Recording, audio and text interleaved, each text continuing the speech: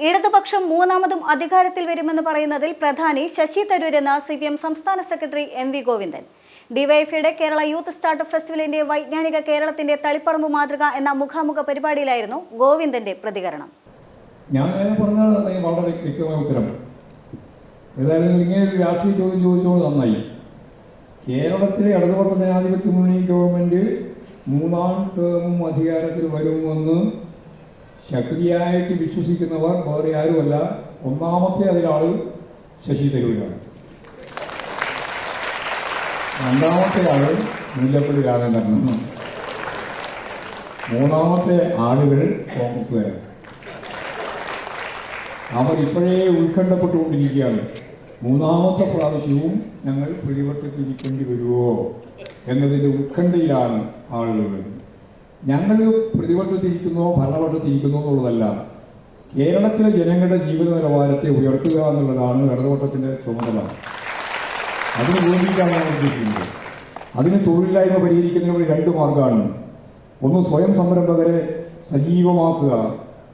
ഞാൻ കൂടി മന്ത്രിയായിരുന്നപ്പോഴാണ് ഞാൻ നേരത്തെ പറഞ്ഞ സർവേയും അതിൻ്റെ ഒപ്പം തന്നെ ഈ തൊഴിൽ എൻ്റെ അവകാശമാണ് എന്ന് നിങ്ങൾക്ക് ആളുകൾ കേട്ടിട്ട് പറയാൻ കഴിയും. തൊഴിൽ എൻ്റെ ജന്മാവകാശമാണ് എന്ന് പറഞ്ഞുകൊണ്ടുള്ള ക്യാമ്പയിൻ, അതിൻ്റെ ഭാഗമായിട്ട് ഞാൻ നേരത്തെ പറഞ്ഞ സർവേ ഒക്കെ നടന്നത്. 1,00,000 സംരംഭകരെ ഞങ്ങൾ കണ്ടെത്തുമെന്നാണ് അന്ന് കണ്ടിരുന്നത്. ഒരു പഞ്ചായത്തും ഒരു മുനിസിപ്പാലിറ്റിയും ഒരു കോർപ്പറേഷനും ഒരാൾക്ക് തൊഴിൽ കൊടുക്കുന്നതിനെ പറ്റി അതിന് മുമ്പ് ആലോചിച്ചിട്ടേയില്ല. ഞാൻ ആ വകുപ്പിൻ്റെ മന്ത്രിയായിരുന്നു. ഒരാളും ആലോചിച്ചിട്ടില്ല. മാത്രമല്ല, ഓരോരുത്തരും ഈ പറയുന്ന സംരംഭ പ്രവർത്തനമായിട്ട് വരുമ്പോൾ അവിടെയുള്ള ഉദ്യോഗസ്ഥന്മാർ, സെക്രട്ടറി ഉൾപ്പെടെ എങ്ങനെയാണ് ഇത് ഒഴിവാക്കുക എന്നുള്ള ഗവേഷണമാണ് നടത്തിയിട്ട് ഒഴിവാക്കുക എന്ന് പറഞ്ഞാൽ ഒരു സംരംഭം എങ്ങനെ നടത്താതിരിക്കണം, എങ്ങനെ അനുവദിക്കാതിരിക്കണം, ഇതായിരുന്നു ഗവേഷണം. ആ ഗവേഷണം അവസാനിപ്പിച്ചു. എന്നിട്ട് അവരോട് പറഞ്ഞു, നിങ്ങൾ തൊഴിൽ കൊടുക്കേണ്ട ആളുകളായിട്ട് പ്രവർത്തിക്കണം, തദ്ദേശ സ്വയംഭരണ സ്ഥാപനങ്ങൾ മുഖേന തൊഴിൽ കൊടുക്കണം, ഇത്ര 1000 ആളുകൾക്ക് തൊഴിൽ കൊടുക്കാൻ നമുക്ക് സാധിക്കണം എന്ന് ഓരോരുത്തരോടും പറഞ്ഞു. അങ്ങനെ ഒരു പശ്ചാത്തലം ഉള്ളപ്പോഴാണ് നമ്മൾ പറഞ്ഞത് സംരംഭ പ്രവർത്തനം ആരംഭിക്കുന്നത്. ആ സംരംഭ പ്രവർത്തനത്തിന് അംഗീകാരം കിട്ടാൻ വേണ്ടി അവിടുത്തെ പഞ്ചായത്ത് സെക്രട്ടറിയുടെ, മുനിസിപ്പൽ സെക്രട്ടറിയുടെ ഓശാനിച്ച് നിൽക്കേണ്ട യാതൊരു കാര്യമില്ല. ഓൺലൈൻ സംവിധാനത്തിൻ്റെ ഭാഗമായിട്ട് ഇപ്പോൾ പ്ലാൻ ചെയ്തു. അന്നേ പ്ലാൻ ചെയ്ത് തന്നെയാണ്.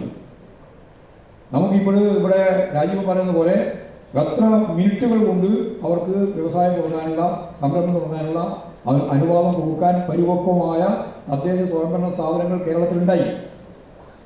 അതിൻ്റെ ഭാഗമായിട്ട് രജിസ്റ്റർ ചെയ്ത് എത്രയാണ്? ഒന്നാമത്തെ പ്രാവശ്യം 1,30,000 രജിസ്റ്റർ ചെയ്തു. രണ്ടാമത്തെ പ്രാവശ്യം അത് ഏതാണ്ട് 2 ലക്ഷത്തിലധികമായി.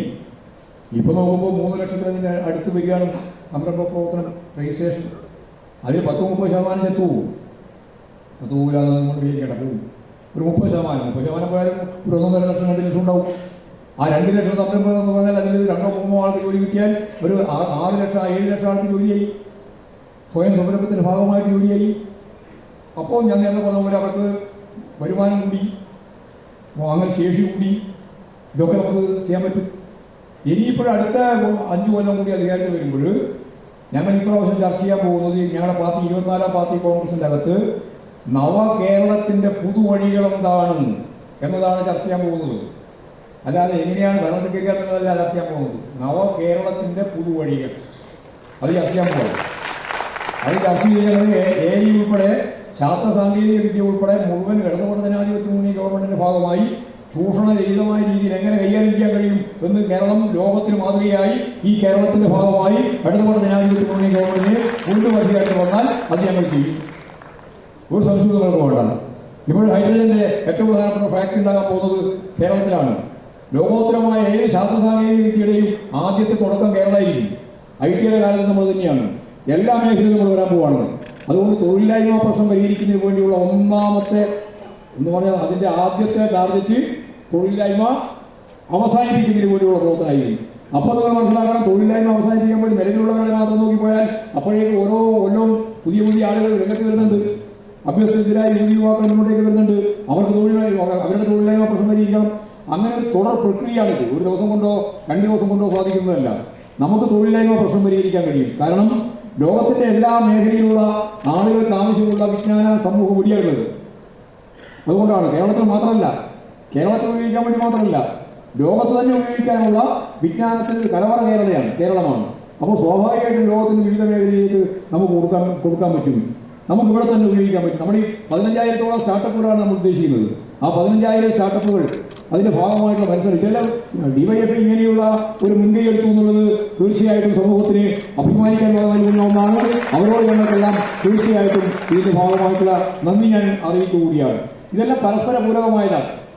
നമുക്കെങ്ങനെയാണ് ഇതിനെല്ലാം പൂർണ്ണമായിട്ട് ഇതിൻ്റെ ആശയതലമുണ്ട്, ഇതിൻ്റെ ഞാൻ ഈ പറഞ്ഞ പോലെ അടിസ്ഥാനപരമായിട്ടുള്ള തൊഴിൽ ഉൾപ്പെടെ കൊടുക്കുന്നതുമായി ബന്ധപ്പെട്ട പ്രശ്നമുണ്ട്. ശാസ്ത്ര സാങ്കേതിക വിദ്യയുടെ ഉപയോഗം ഉൾപ്പെടെ നമുക്ക് ഫലപ്രദമായിട്ട് കൈകാര്യം ചെയ്യേണ്ടതുണ്ട്. ഇതെല്ലാം ചെയ്തു വരുമ്പോൾ നമുക്കൊരു സംശയമില്ല, ഒരു തുടർ ഗവൺമെൻറ്റിലേക്ക് നമുക്ക് പോകാൻ കഴിയും.